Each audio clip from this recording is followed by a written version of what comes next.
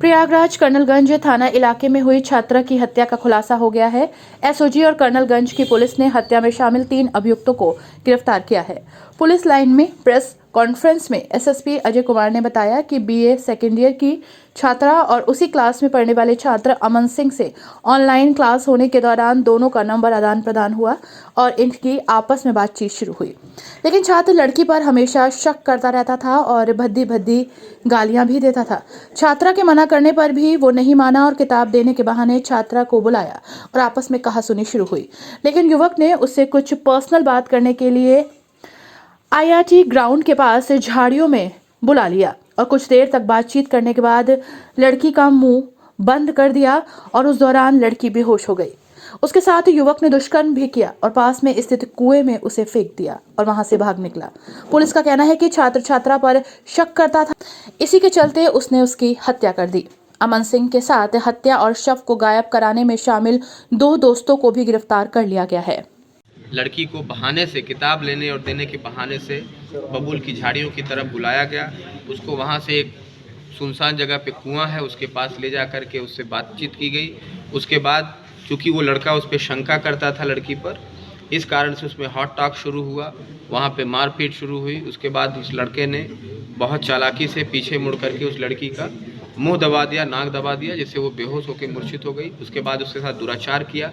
उसके बाद वहाँ से भाग गया। फिर अपने 2 साथियों, जिसका नाम दीपक यादव और निखिल कनौजिया सामने आया है। निखिल कनौजिया मऊ का रहने वाला है, जबकि दीपक यादव आजमगढ़ का है।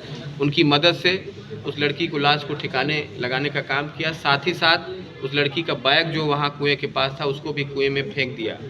इस तरह का घटनाक्रम हुआ है। इन तीनों अभियुक्तों को गिरफ्तार करके सुसंगत धाराओं में इसको माननीय न्यायालय के समक्ष भेजा जा रहा है। इनके बारे में और डिटेल्स में अभी तफ्तीश जारी है। इनके डीएनए मिलान की कार्रवाइयाँ भी होंगी। साथ ही साथ जो एक घटनाक्रम उसमें आया है कि 1 या 2 लोग शायद और उसमें आवाज़ देते हुए आ गए थे कि कौन है पकड़ो, उसके भी बारे में जानकारी हासिल की जा रही है कि उनका क्या रोल है, क्या फाइनली उन्होंने ही लाश को कुएं में डाला या जो भी है उसके बारे में और भी पड़ताल अभी जारी है। विवेचना बिल्कुल जारी रहेगी। फिलहाल तीनों का इसमें पूरी तरह से दोष सिद्ध हुआ है, इसलिए उनको सुसंगत धाराओं 364, 376, 302, 201 आईपीसी के तहत इनको माननीय न्यायालय के समक्ष पेश किया जा रहा है। इसमें जो भी अब शेष कार्रवाई है बहुत जल्दी ही पूर्ण करा ली जाएगी। डीएनए मिलान की भी कार्रवाई इसमें बहुत जल्दी ही पूर्ण करा ली जाएगी। संपर्क कैसे बना सर आपस में ये दोनों? ये क्वेश्चन आपने अलग से पूछा है। तो ये पिछले 10 महीने से मृतका लड़की और मुख्य अभियुक्त अमन सिंह राजपूत चूँकि एक ही क्लास में बीए सेकेंड ईयर में पढ़ते थे और ऑनलाइन क्लासेस अटेंड करते थे। व्हाट्सएप ग्रुप बना था, उसी व्हाट्सएप ग्रुप पे फ़ोटो देख करके एक दूसरे को इन्होंने मैसेज वगैरह भेजना शुरू किया, कॉल करना शुरू किया। इस तरह से इनकी नज़दीकियाँ बढ़ती गईं।